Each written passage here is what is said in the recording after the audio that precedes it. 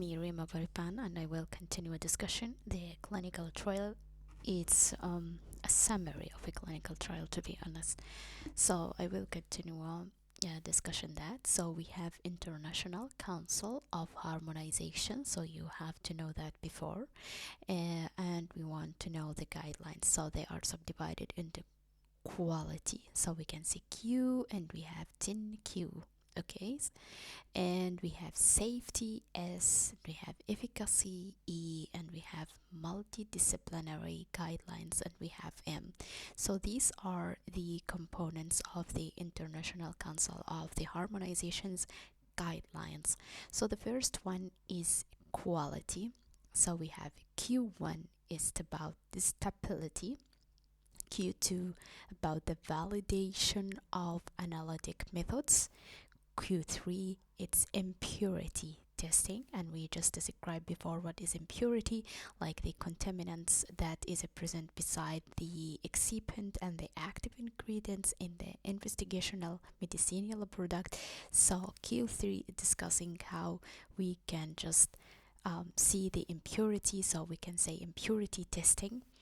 And there is a Q4, it's pharmaceutical issues like problems that is according to the pharma, and Q5 biotechnological products, Q6 specifications, Q7 it's a good manufacturing practice. So that's important, to be honest. That's mostly asked in MCQ questions. What is a Q7 is a good manufacturing practice, and sometimes what is a good manufacturing practice, it's important to know that is a Q7. And also Q8 is important also, it's called pharmaceutical development. We have a Q9 which is a risk management, it's how to manage the risk, and that's one of the topics, so Q9. And we have a Q10 which is the pharmaceutical system. Then again equality, Q1 stability, Q2 validation of analytic method, Q3 impurity testing, Q4 pharmaceutical issues, Q5 biotechnological products, Q6 specification, Q7 GMP good manufacturing practice, Q8 pharmaceutical development, Q9 risk management, Q10 pharmaceutical system. And then we go to the safety. Safety is S, and we have 11S. So S1 carcinogenicity. Carcinogenicity, that's mean we are afraid if this drug causes cancer or generate cancer. So S1 carcinogenicity. And then S2 genotoxicity, that is cause toxic to the gene. S3 toxo and pharma. S4 toxicity testing. S5 reproductive toxicology, that's also important. S6 biotechnological products, it seems like we have a Q5 is biotechnological products, and we have S6 it's biotechnological products, but here in S6 we are just talking about the safety of the biotechnological product, and a Q5 is talking about the quality. S7 pharmacology, S8 immunotoxicological studies, S9 non-clinical evaluation of anti-cancer product, S10 photo safety evaluation, and S11 non-clinical safety testing. Then we go to the efficacy, like how will this drug. So we have E1 safety of the drug and the treatment, E2 pharmacovigilance, because it's important to know that the E2 it's pharmacovigilance, because you will hear it a lot and it's an important term.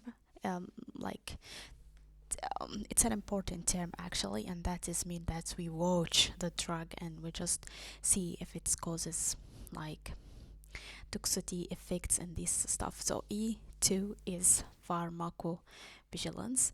E3 it's a clinical study report, it's so important also. E4 drug response information, E5 ethics factors, E6 GCB good clinical practice.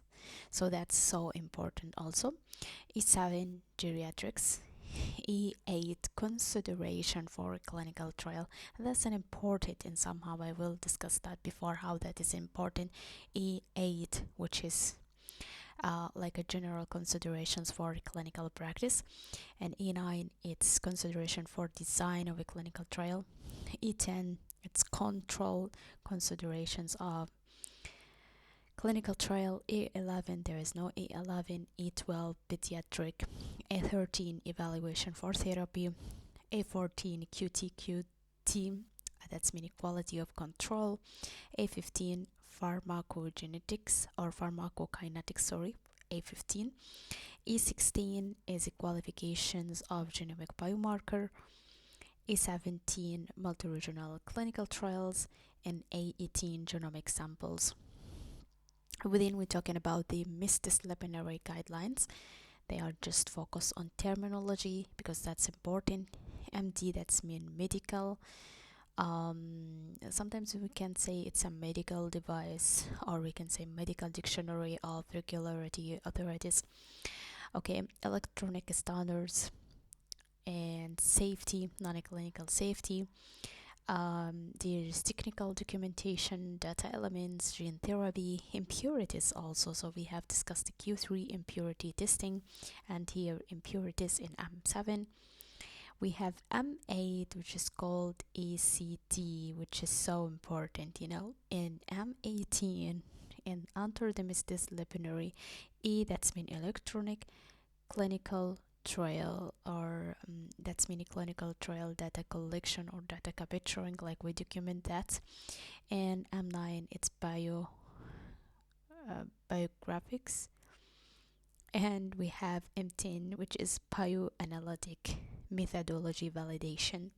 These are the guidelines of ICH, and as I said, this is the most important. This E6, which is known as GCP, it's mean good clinical practice, which is called E6.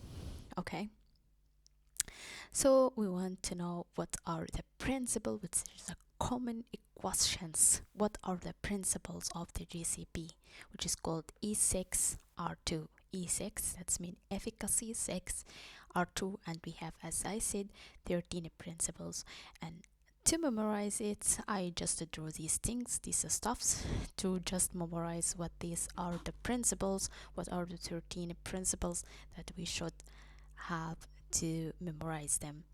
Okay, so that's some that is related to the subject, some related to the investigator, some related to the training stuff, some related to the data, some related to the recoagulation, and others to the drug. So, like I'm trying just how to memorize this stuff. So, what is related to the subject? The first one is it should be the benefits more than the risks. So that's be logic. It's also concerns about the right, the safety, and the well-being of the subject. That's why all the clinical trials, all this recoagulation and these ethics, we do all of them just to the subject, to the right, to the safety and well-being of the subject. And the other one is freely given informed consent. That's mean the informed consent should be given voluntarily, freely, without any pressure to the subjects. So what is related to the subject? Benefits more than the risk. Right, well-being and safety of the subject. And the other thing that's freely giving informed consent. What is still related to our friend investigator, as you can see here, that's mean it's a doctor, so it should be qualified. And the qualifications of the investigator, it should have medical license, it should have GCP training certificate. So these things important in the GCP. So that is related to investigator. And the training stuff, it should be training, education, experience of the trial stuff. Not only education, but also training and experience, they are important. About the recoagulation, the ethics of the correlation of Helsinki, and the other thing, they should take the ethics approval from IRP, and that's mean Institutional Review Board, Independent Ethics Commit. And these stuff, these recoagulations, they are ethics a regulation and we should have their approval. And we have here good manufacturing practice that is related to the drug in the same that is related also to the training stuff, but I can say good manufacturing practice. That means the drug should be uh, in a good manner. And as I said, the good manufacturing practice, do you remember to which is related? It's actually related to the safety, or related to the quality, or related to the what? I remember that is 7, but I forget to which quality. Actually, to the quality. 7, good manufacturing practice. It's actually quality 7. Okay, and finally the data. It should adequate clinical and non-clinical information. It should the protocol is clear, scientifically sound protocol. It should the accurate data storage and handling, quality assurance, and we said that as assurance. I will explain that later also, because we have a quality control and a quality assurance, and a quality assurance it's like preventing future errors, while the quality control it's correcting the already errors that is present. I will explain it later, but quality assurance also it's one of the principles of the GCP.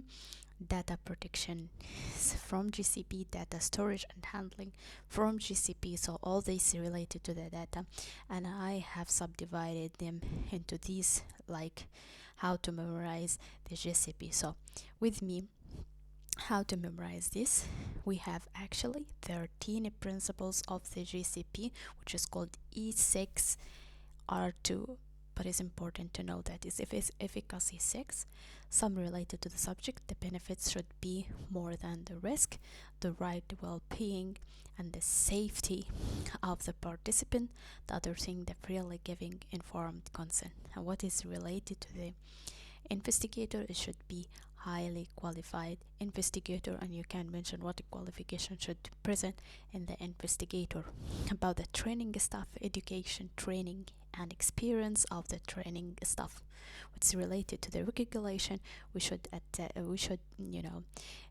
take the approval of the Helsinki and approval of IRP and IEC. The other thing, good manufacturing practice, which is a Q7, quality 7. And the other thing about the data, adequate clinical and non-clinical information, clear and scientific sound protocol.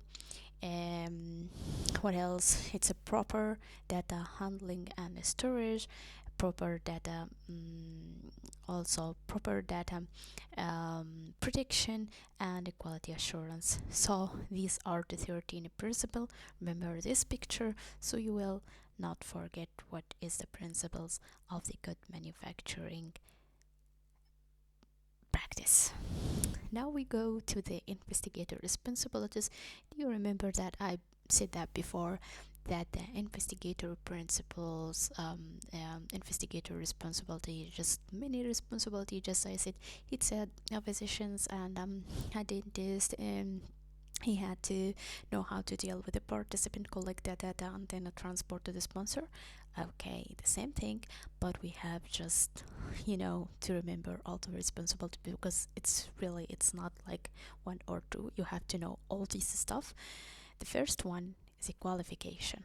So the qualification of our investigator should has medical license, a strong CV, and it have GCP training certificate as a good manufacturing, good clinical practice.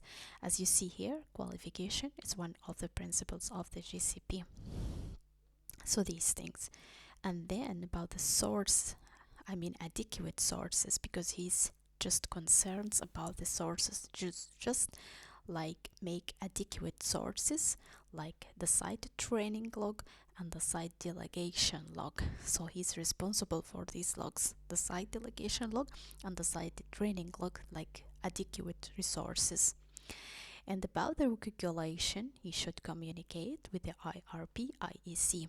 And I said this is an institutional review board and in his independent ethics commit. He should communicate with them. He should take approval from them. So this about the regulation. He should make that everything that is adherence to the protocol, that I just execute every principle that is present in the protocol. And the other thing, as you can see, this sad face, I mean here the participants, like okay, this is patient, so he just concerned about the medical care of the patient. He should give them informed consent voluntarily. He should ensure that it happens voluntarily. Okay, and many things about actually medical care of the patient, like he should ensure that he uses this drug very well, and just observe if there is any risk to the patients, and also according to the informed consent. That's mean it's a very voluntarily of the informed consent about the drug. As a city investigational product, is responsible for the drug accountability. I draw I, but it's mixed, like he doesn't say, so it's principle for underblinding. Actually, it's not related to the I, but I mean exactly by underblinding, because something happens, events that the investigator should, like, something that should maybe the participants in this stage should know that. So who is responsible for that is the investigator. So the investigator responsible for the randomization procedures and underblinding. So I draw that by this. And about the reports, he's responsible for the reports and the records. He's also responsible for premature termination of a clinical trial, or if there is suspensions as a prospect big cross, because he is responsible for the premature termination, or in the case of the presence of the suspensions. And also he responsible to make a summary of the trial outcome, so to be able to transport to the sponsors. So again, what is the investigator responsibilities? Remember, like this drawing, the investigator, the first one is about the qualifications. About the qualification, should she or he have to had medical license, strong CV, GCP training certificate, has experience, many things about the qualification. And then we go to the adequate resources of the data, like the site training log and the site delegation log. And he should communicate it with the IRP, IEC. These regulations should be communicated with them. He take approval from them. And the other thing, he's responsible also for the drug accountability, and he's responsible according to the subject's medical care of him. He is ensure that he's take the drug very well, and he is ensure also about the informed consent on all this stuff that is related to the informed consent that is voluntary. The other thing, that he's responsible also for underblinding and randomization procedures. He is responsible for the reports and records, for the premature terminations and suspension. The other thing, that he's responsible for the summary of the clinical trial outcomes and make the final reports and send it to the sponsor. Is responsible for drug accountability. I'm not sure if I just said. And the most important thing that I forget to mention is the adherence to the protocol. He just ensure that everything adheres to the protocol, because I'm just talking without looking at the slide. So these all the stuffs that we can say the investigator responsibilities, and I try just to make it very easy so we can memorize it, because it's really a tough subject. So as you see here, this is our investigator. You should remember the qualification, adequate resources, regulation, protocol, and we have here the subject, the drug, the I, the reports, the termination of the rebates, and the other thing is the summary of the trial outcome. And we have also the responsibility of the sponsor.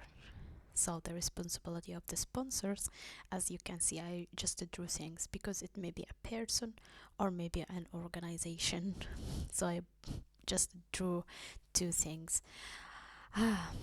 So as you can see here, he should have a medical expertise. He should have experience in a medicine. He should have information in a medicine, but in not on things that I can say that she or be a doctor. Okay, so he should have a medical experience about the trial.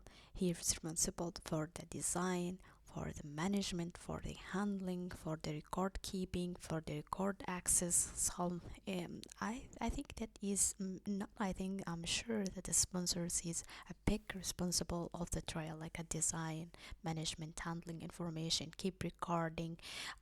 He makes sure that everything that is adhered to the protocol. That's very important for the sponsor to see that. Okay.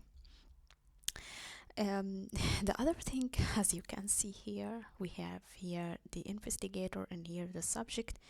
He's responsible also for the investigator selection. He chooses the investigator, and the other thing about the subject that he compensation to the subjects and investigator. So he's responsible for the investigator and the subject. About the he's responsible also for the quality management and the quality control.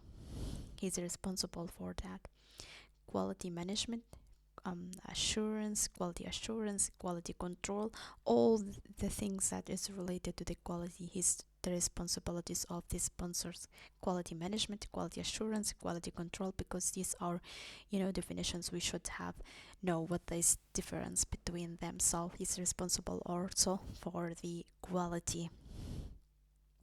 The other thing that he's responsible for it, as I make an ear, but it's not related to the ear, he's responsible for the audit and monitoring of the clinical trial. So audit and monitoring is responsibility of the sponsors. As you can see, dollar is responsible also for financing. CRO, which is called Contract Research Organization, and I will explain what is his responsibility, but you have to know idea that when the sponsor that may be absent or having a job or something else, the CRO can do his job. I mean, he can do the job of the sponsors, the Contract Research Organization. The other thing that is conformational, he should take conformational by the calculation. And about the investigational medicinal product, he should ensure about the information of investigational, clinical and non-clinical. Is responsible for manufacturing, packaging, labeling, coding, everything. Manufacturing, packaging, labeling, coding, supply and handling of the investigational medicinal product, safety information, adverse drug reaction, everything that is related to that. So we have to just, like memorize this picture very well. Again, the sponsor could be person, could be organization. The first one, he should take medical expertise about the trial. He's responsible for design, managing, handling, record access. Okay, about the investigator and the subject, is responsible for selection of investigator, compensation of investigator and the subject, about the quality management, assurance, control, audit and also monitoring. Is responsible for financing. There is as a contract research organization. You should describe that. Conformational by recalculation about the investigational product information, manufacturing, handling, packaging, supply, safety information, adverse drug reaction, and also he's responsible if there is non-compliance, if there is a premature termination or suspensions, and he's responsible also for the final report studies. And these are the responsibilities of the sponsors, and we discuss also the responsibility of the investigator. So this is the second part of the summary of the clinical trial. Thank you so much for listening.